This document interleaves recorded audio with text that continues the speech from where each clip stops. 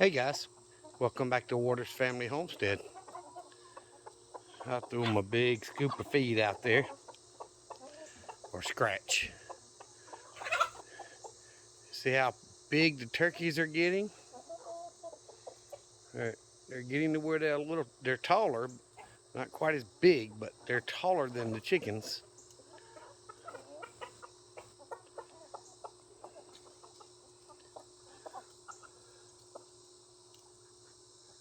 All of them but those four. Cornish cross came over to scratch and eat.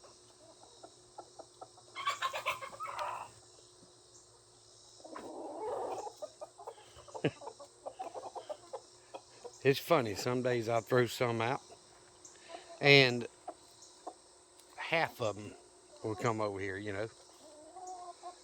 Like, all right, and then I walk back and they leave a little bit on the ground. And here we are today. I throw some out, and just about every one of them's out here. Even the other three of the other four Cornish cross that aren't out here are look like they're anticipating it. They're lazy. Don't know if it's worth the walk.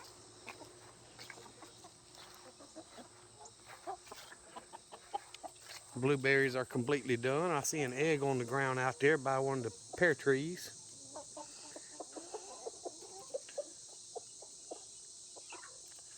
Y'all see that? Right there in the middle of the screen.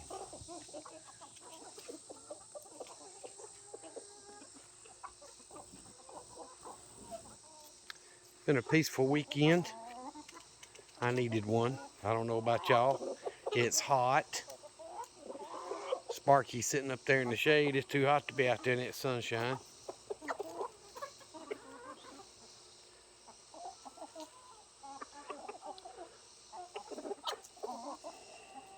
They act like they're starving. This feeder in this last pen here is still half full. There's a little bit left in each of the others. Lord have mercy. Do what they want. I went out there yesterday and picked, I don't know, somewhere close to 80 ears of corn. And I already gotten 30 or 40. Couldn't remember which. So the corn's just about done. There's a little bit left out there, but most of it's not filled out. So it's just about ready to me to pull that sprinkler up and mow all that down.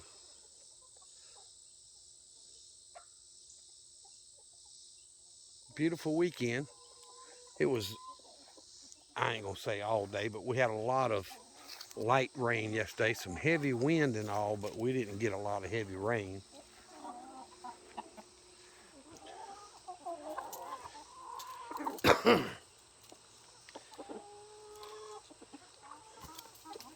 I'm just amazed at how big the doggone turkeys are getting. This one was brown from the get-go and it stayed brown the whole time. The other two were, pretty much black, and they're still both really dark. One of them's got some light spots toward the back side of its feathers there.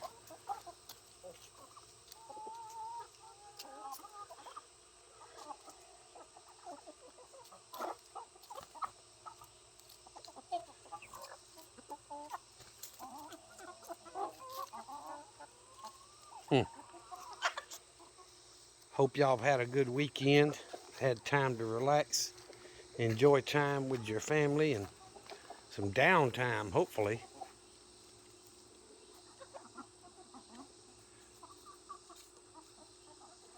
Hot as it is with work and all, I've cut back on the videos a little bit. But I hate to do it. There's so many of them. I hate to lock them in the pens, but I need to lock them in there after they go to roost tonight, so I can come in here tomorrow with the mower and cut the grass in both ends of the chicken run, all out here, and the fruit orchard side again. But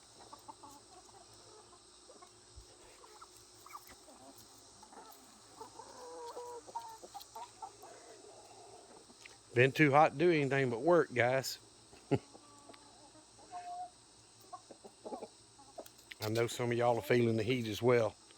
It's especially out there in the Arizona, Oklahoma area out there. Y'all are getting above 100. We hadn't got above 100 yet, but the heat index has been 114, 116 quite a few days.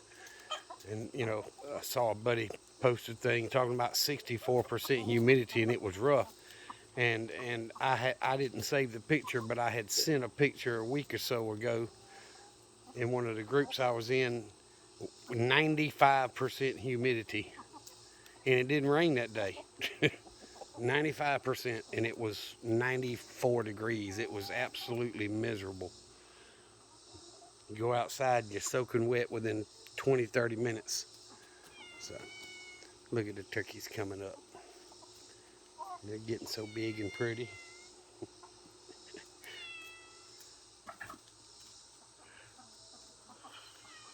Maybe I'll throw some more scratch out there since they all attacked it so much. I don't give them a bunch all the time, but it's a little cooler right now in the shade than it's been being.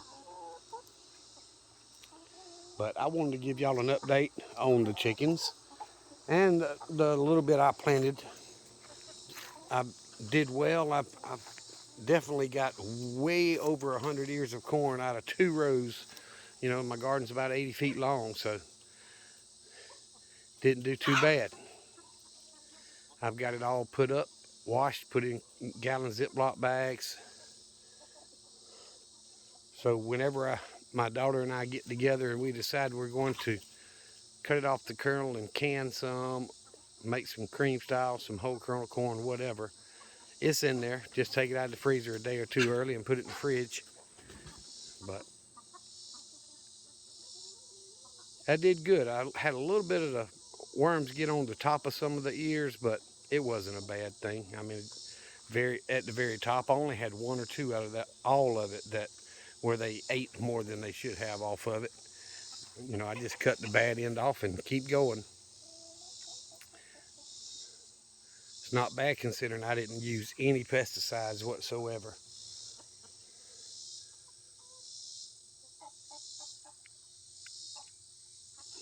My daughter said she was gonna come get some of these new shoots on the blueberry bushes, and they say that's what you're supposed to transplant, and I'm learning as I go, so.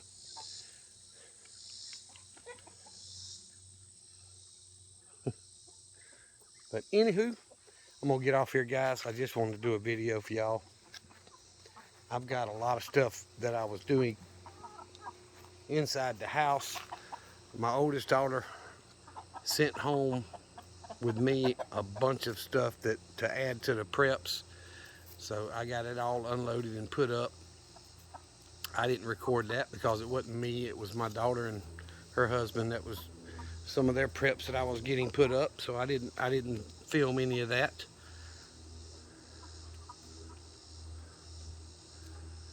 Quite a bit of stuff. But I hope you guys are getting ready. You know, the dollar index, I think last time I looked was at $1.101 point something. Guys, when the economy was thriving, it was at, you know, 115 or higher. It's been on a steady decline for 40 years, which is normal with the system they've got us on. But when that dollar collapses and your money just no longer any good, I hope you're prepared to do something, another way to take care of yourself.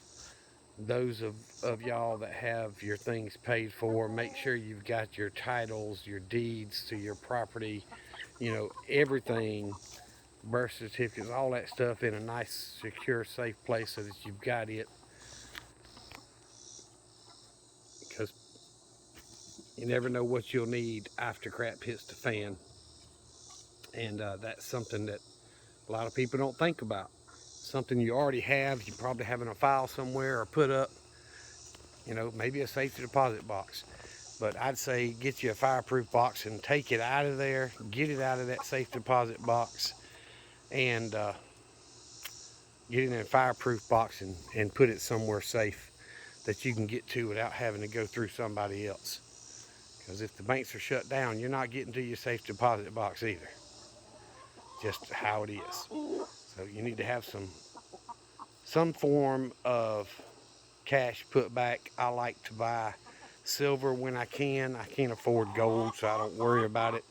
I think that's going to be the rich man's thing, but you know, it is what it is. You need something put back for when the dollar's no longer any good. So, just some thoughts. There's a lot of countries out there buying gold and silver right now, more than they've done in the last 50 years. And, you know, when the world's doing it, when the world countries are doing it, governments, there's got to be something to it. They see it coming. And there's a lot of us that see it coming. Nobody knows the date. But I can tell you the dollar value has dropped tremendously in the last few years. And it's going to keep dropping. And until they stop spending more than they bring in, the dollar's never going to be worth what it was or what it could be. So there's going to be a reset coming. What kind of reset? I don't know. There's all kinds of conspiracy theories and stories out there, but I think I'm gonna give the chickens another scoop of feed and see what they, or scratch and see how they like it, because there's a few still eating. And thank you, Junior. And I see a little bit left on the ground, but they sure went after that pretty hard today, so I'm gonna let them have a little more. But y'all remember what I always tell you: Jesus loves you, and so do I. Y'all be safe, be prepared.